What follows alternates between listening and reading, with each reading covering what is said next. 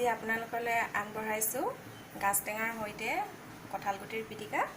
এইখিনি হৈছে কঁঠালগুটিৰ প্ৰথমে মূৰটো এনেকৈ কাটি ল'ব, নহ'লে ফুটি যোৱাৰ চান্স থাকে।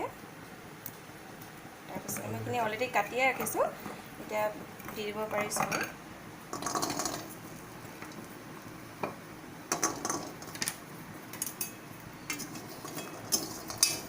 অলপ নিমখ দি দিব, গেছটো হাই ফ্লেমত ৰাখিব।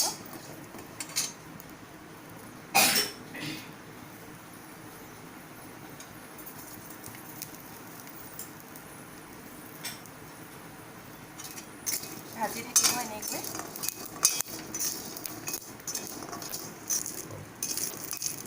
এয়া অলৰেডি ভজা হৈ গৈছে, বাকলিখিনি কলা কলা দেখা পাইছে, হৈ গ'ল।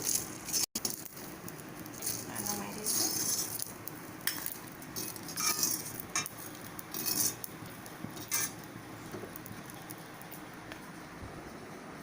বাকলিখিনি গুচাই ল'ব।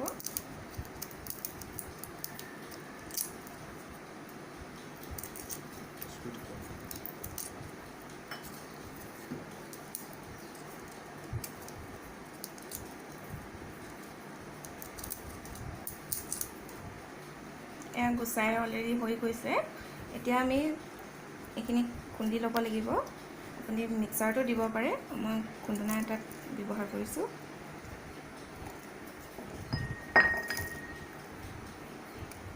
আছে, এতিয়া এইখিনি আমি খুন্দি ল'ম।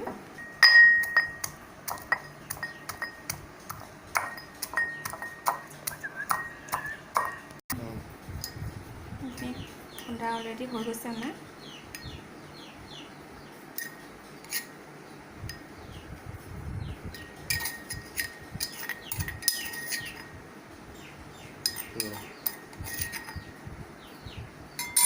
মই আগেয়ে ৰেডি কৰি ৰাখিছিলোঁ। এইখিনি হৈছে আপোনাৰ বাঁহ গাজৰ টেঙা হয়, খৰিচা বুলি ইয়াক কোৱা হয়। আৰু এইখিনি ভোট জলকীয়াৰ আচাৰ হয়। আৰু ইয়াত মিডিয়াম চাইজৰ পিঁয়াজ এটা কাটিছোঁ, আৰু নিমখ সোৱাদ অনুযায়ী, আৰু ভোট জলকীয়াও দিব পাৰি বা বেলেগ জলকীয়াও দিব পাৰি।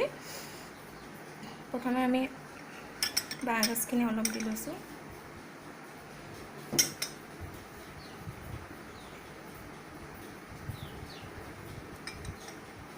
পিঁয়াজ অলপ দি দিছোঁ।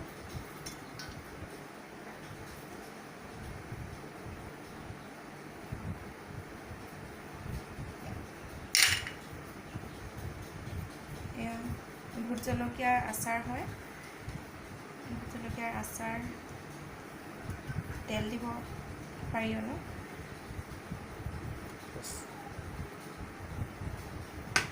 আৰু সোৱাদ অনুযায়ী নিমখ অলপ। এইখিনি মিহলাই ল'ব লাগিব।